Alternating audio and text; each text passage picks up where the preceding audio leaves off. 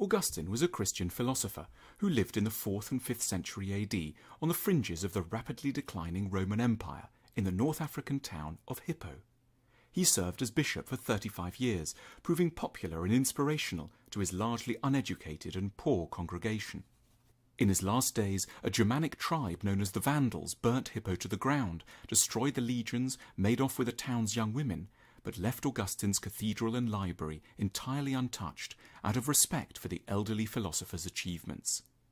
He matters to us non-Christians today because of what he criticized about Rome, its values and its outlook, and because Rome has so many things in common with the modern West, especially the United States.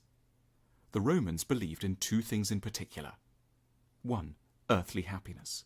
They were, on the whole, an optimistic lot. The builders of the Pont du Gard and the Colosseum had faith in technology, in the power of humans to master themselves, and in their ability to control nature and plot for their own happiness and satisfaction. Writers like Cicero and Plutarch had a degree of pride, ambition and confidence in the future, which, with some revisions, wouldn't be out of place in modern-day Palo Alto or the pages of Wired. The Romans were keen practitioners of what we would nowadays call self-help, training their audiences to greater success and effectiveness. In their eyes, the human animal was something eminently open to being perfected. 2. A just social order. For long periods, the Romans trusted that their society was marked by justice, justitia. People of ambition and intelligence could make it to the top. The army was trusted to be meritocratic. The capacity to make money was held to reflect both practical ability and also a degree of inner virtue. Therefore, showing off one's wealth was deemed honourable and a point of pride, and fame was considered a wholly respectable ideal. Augustine disagreed furiously with both of these assumptions. In his masterpiece, The City of God, he dissected each of these 2 points, that human life could be perfected and that societies were just, in ways that continue to prove relevant to us today. It was Augustine who came up with the idea of original sin. He proposed that all humans, not merely this or that unfortunate example, were crooked because all of us are unwitting heirs to the sins of Adam. Our sinful nature gives rise to what Augustine called a libido dominandi, a desire to dominate, which is evident in the brutal, blinkered, merciless way we treat others and the world around us. We cannot properly love, for we are constantly undermined by our egoism and our pride. Our powers of reasoning and understanding are fragile in the extreme. Lust haunts our days and nights. We fail to understand ourselves. We chase phantoms. We're beset by anxieties. Augustine concluded his assault by chiding all those philosophers who, in his words, have wished with amazing folly to be happy here on earth and to achieve bliss by their own efforts. It might sound depressing, but it may turn out to be a curious relief to be told that our lives are awry, not by coincidence, but by definition, simply because we're human, and because nothing human can ever be made entirely straight. We are creatures fated to intuit virtue and love, while never quite being able to secure them for ourselves. Our relationships, careers and countries are necessarily not as we'd want them to be. It isn't anything specific we have done. The odds are simply stacked against us from the start. Augustinian pessimism takes off some of the pressure we might feel when we slowly come to terms with the imperfect nature of pretty much everything we do and are. We shouldn't rage or feel that we've been persecuted or singled out for undue punishment. It's simply the human condition, the legacy of what we might as well, even if we don't believe in Augustine's theology, call original sin. Romans had, in their most ambitious moments, thought themselves to be running a meritocracy, a society where those who got to the top were deemed to have done so on the back of their own virtues. After the Emperor Constantine's conversion to Christianity, the philosopher Eusebius even proposed that earthly power was God's instrument for establishing Christianity on earth, so that the powerful in Rome were now not just privileged, but also blessed and righteous in God's eyes. What arrogant, boastful and cruel claims, responded Augustine. There never was nor ever could be justice in Rome, or indeed anywhere else on earth. God didn't give good people wealth and power, and nor did he necessarily condemn those who lacked them. Augustine distinguished between what he called 2 cities, the city of men and the city of God. The latter was an ideal of the future, a heavenly paradise where the good would finally dominate, where power would be properly allied to justice, and where virtue would reign. But men could never build such a city alone, and should never believe themselves capable of doing so. They were condemned to dwell only in the city of men, which was a pervasively flawed society, where money could never accurately track virtue. In Augustine's formulation, true justice has no existence save in that republic whose founder and ruler is Christ. Again, it may sound bleak, but it makes Augustine's philosophy extremely generous towards failure, poverty, and defeat, our own and that of others. It's not for humans to judge each other by outward markers of success. From this analysis flows a lack of moralism and snobbery. It's our duty to be sceptical about power and generous towards failure. We don't need to be Christians to be comforted by both these points. They are the religion's universal gifts to political philosophy and human psychology. They stand as permanent reminders of some of the dangers and cruelties of believing that life can be made perfect, or that poverty and obscurity are reliable indicators of vice in a city of men.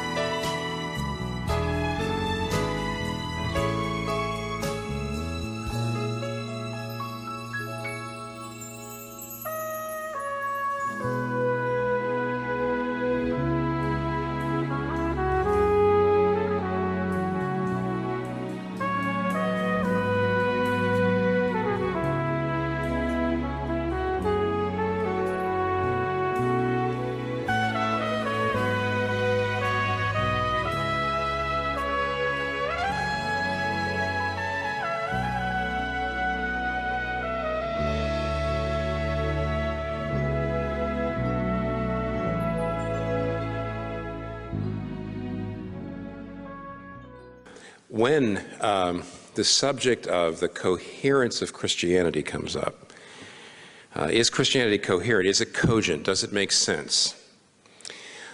I think ordinarily we go immediately to talking about God. Does he exist? What is he like? Or we go to talk about to Jesus and his claims, or maybe is the Bible true? Can we trust it? And those are all very important subjects. But I often feel that what gets overlooked in the beginning, that if you're a person who's looking at Christianity and you're trying to make sense of it, one of the subjects that's overlooked is what the Bible says, what the Christian faith says about the human heart, about human nature, and especially about that word sin. Now, why I want to look at that with you tonight is for a couple of reasons. One is one wag some years ago put it this way: of all the Christian doctrines, only the doctrine of sin is the one. The doctrine of sin is the one Christian doctrine, the only Christian doctrine that for which there's empirical absolute proof. It's the one thing we can say, I can prove it to you. However, another way to put it is this: an awful lot about what the Christian faith teaches about salvation and about Jesus doesn't make sense unless you understand what the Bible teaches about the human heart. I have often realized now, as over the years, I live in New York. It's a place filled with very skeptical people, just like Cambridge, a lot of other places. And I often find that unless I explain what the Bible says about the human heart, very often everything else I'm trying to tell people doesn't make much sense. So let's go there, and let's go there through a theme, and let me introduce the theme with a question. What thing, if you lost it, could almost mean that you would lose the will to live? What thing, if you lost it, could mean that almost all significance and value would be drained out of your life? Whatever that thing is, and I'm here tonight to show you that you've got at least something like that in your life. Whatever that thing is, the Bible calls it an idol, a counterfeit God, an alternate pseudo-salvation, an idol. An idol is anything more fundamental than God to your happiness, meaning in life, or identity. An idol is something more important to God, more fundamental, for your sense of self-worth, for your sense of significance and value, for your sense of security. An idol is anything you love more than God or rest your heart in more than God. Therefore, idols are not bad things, they're good things which you're looking to give you what only God can give you. They're created things that you're looking to give what only a creator, if he exists, could give you. So, an idol can be career, family, children, spouse, achievement, some political cause, your own physical attractiveness, romance, human approval, power, comfort, financial security, almost anything. And all those are good things. St. Augustine was the most brilliant and perhaps the first Christian thinker past the Bible to expound on this subject, especially in his book, The Confessions. And there he defines sin in a way we probably don't think of. When you and I think of sin, we think of violations of the law, behavior. And of course that's true because murder and robbery and lying, all the things that are there in the Ten Commandments, those behaviors are sin. But if you want to go deeper to ask what about the human heart produces those kinds of behaviors, St. Augustine says the essence of sin is disordered love. And what he means is love's out of order. Loving something which you ought to be loving fourth, second, or first. Something that you ought to love, but you shouldn't love it supremely. So, for example, just one example of disordered love, an easy one is, should you love your career? Sure. Should you have a passion to do well in your career and be successful? Yes. Should you love your family? Should you love the relationships in your family? Yes. But if you love your career more than your family, if it's out of order, if you put your career ahead of your family, so you're always away from your family, or so your family is always getting second place, you know what's going to happen? You know, I live in Manhattan, and in Manhattan we're very secular people, and we think of, we don't think we're very religious. And when we ever hear about primitive practiced child sacrifice in ancient times, or maybe places in the world today, we're just horrified. How awful that the gods would be, you'd sacrifice these gods by sacrificing your own children, and yet in Manhattan there's an awful lot of jobs that require, if you're going to be successful in them, that you perform child sacrifice. That you so neglect your family and so neglect your children that by the time they get a little bit older, they are so angry, they're so embittered, they're so messed up, that ironically, because you loved your career ahead of your family, you'll find that the family explosions that happen will hurt your career. And therefore, what this means is, if you love things third that ought to be second, or things, first that ought to be third, there's breakdown in your life. Idolatry is, an idol always will break your heart. Because no created thing can bear the freight of your deepest hopes or the weight of your soul's longings. Idols will always break your heart.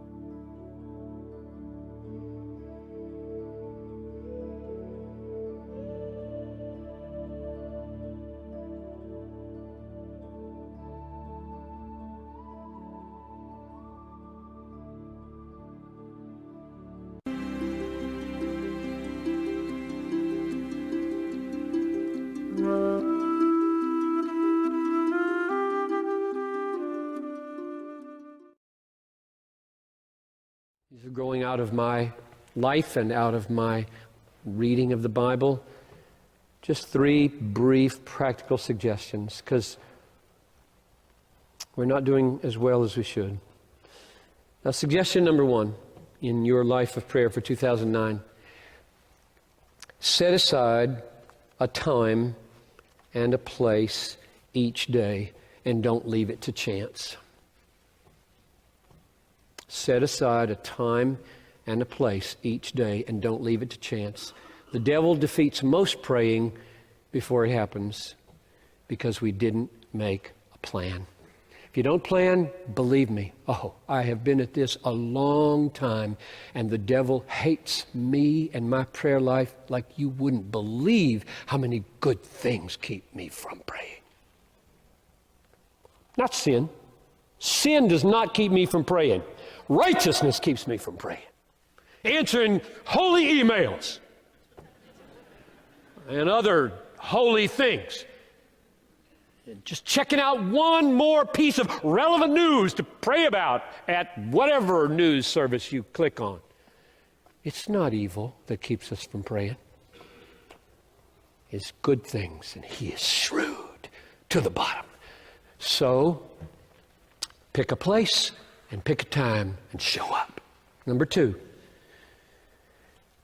I suggest that you combine your praying with reading the Bible, and that you take what you read in the Bible and you turn it into prayer. Because your brain, if it's a typical human brain, will have a very hard time holding a train of thought while you pray with no help from the Bible. Try it for just 10 minutes without your brain flipping out onto the dust you see on the Venetian blinds. Just try it. He is wicked in His goodness. It needs to be dusted. Wouldn't be sin to get up and dust it. Would it? Use the Bible and turn the Bible into prayer. Read, pray, read, pray, read, pray, read, pray, as long as you want to or can. That's number 2.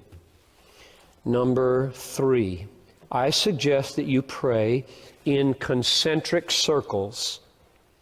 You can either pray from the outside in or the inside out. And what I mean by concentric circles is, I'm the most needy spiritual person I know. At least I know my sins better than I know anybody else's. So I pray about me a lot. Have mercy upon me. Convict me. Kill me. Change me. Guard me, humble me, destroy those aspects of me. I pray about me a lot because of how sinful I am. And then you move out from me to my family. Pray about Noel, pray about Talitha, all my sons, all my daughters-in-law, all my grandchildren. That's another circle. Then I move out from there to the staff. I can name the staff and the elders. And then I move out to you, the church. And then I move out from there to the wider movement of Christ around the world, our missionaries and the whole global cause of Christ. And I move out from there to the political, historical arena of the world. I generally don't pray about galaxies or anything like that, but my universe, as far as prayer goes, stops pretty much at the planet. I don't pray for the devil or angels. I don't see any reason for doing that in the Bible. So, or you could go the other direction, move from the outside in, just whatever. And at every one of those concentric circles, if you wonder, why didn't you put God at the middle?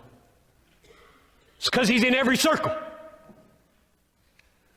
And the main point of every circle is, hallowed be Thy name. Thy kingdom come, Thy will be done. And only then do you get to, give me some bread today. 3 big, massive, your name hallowed, your kingdom arriving, your will on the planet done the way it's done in heaven and in my life. Those are in every circle. That's why He's not anywhere in the concentric circles. So those are my 3 suggestions. The hard truth is, We Christians don't do very well. We've done some surveys over the years at Bethlehem. It's pretty sad when we do them. I don't like to do them. I get discouraged. We don't pray very much. Pray at meals, maybe, unless we're still stuck at the adolescent stage that thinks good habits are legalism. We may whisper prayers before a tough meeting that we're walking into. We may throw him a kiss as we crawl into bed. But we don't set aside significant, regular, daily, disciplined time to pray in those ways much. And we don't think it's worth it to meet with others to pray, by and large.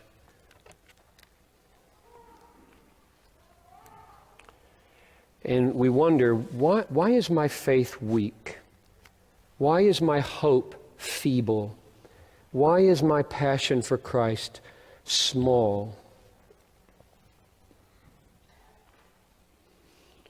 And meanwhile, across these rooms, the devil is whispering in your ear, some of you.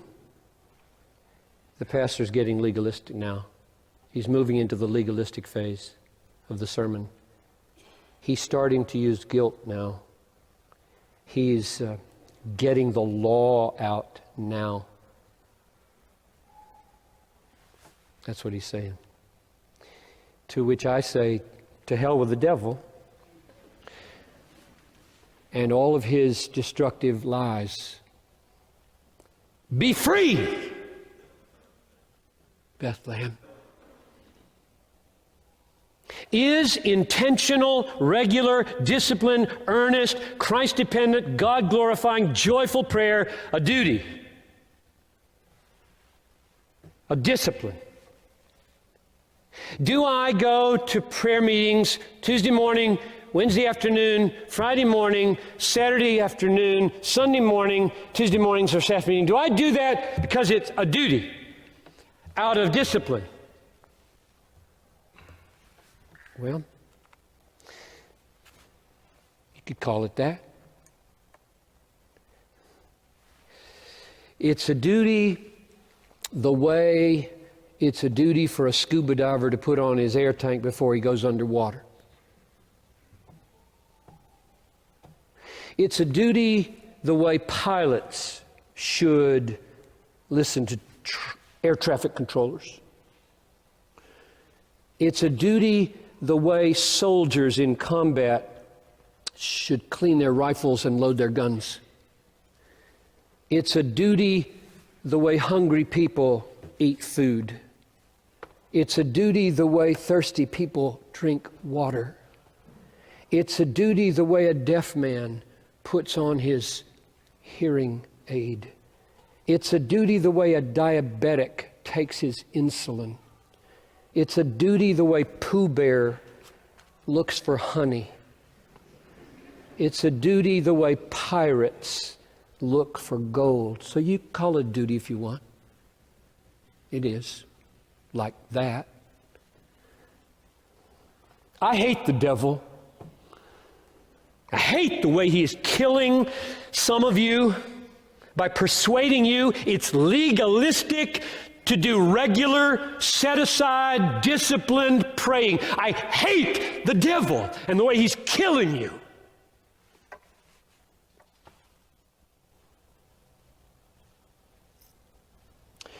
Telling you that it is legalistic to be as regular in your prayers as you are in eating your food, in sleeping, in internet use. Oh, we struggle with those, don't we? Legalistic to eat 3 times a day. I think it is. Sleep every night, for goodness sakes. Mix it up.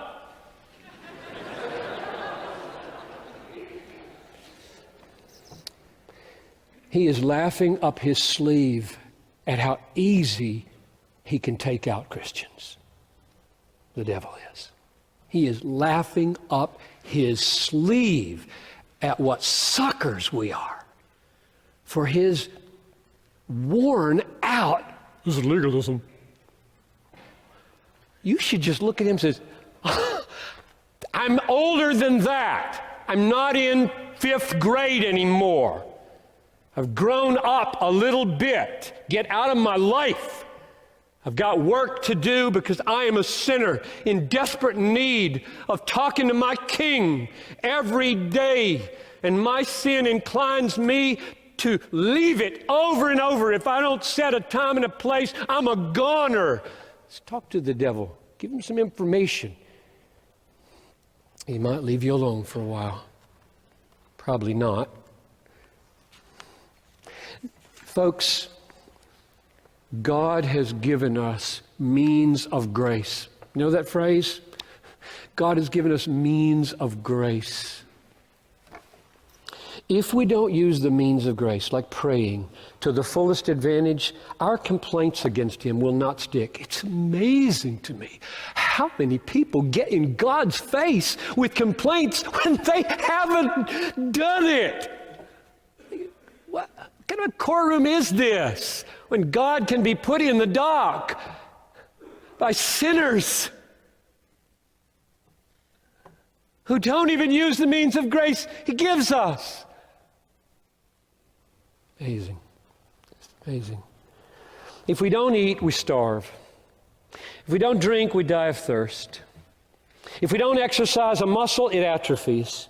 If we don't breathe, we suffocate. And just as there are physical means of life, there are spiritual means of grace. It's so simple. And so many of you are trying to live your life without breathing, eating, drinking, exercising. And you wonder, what's wrong? It's your fault. It's His fault.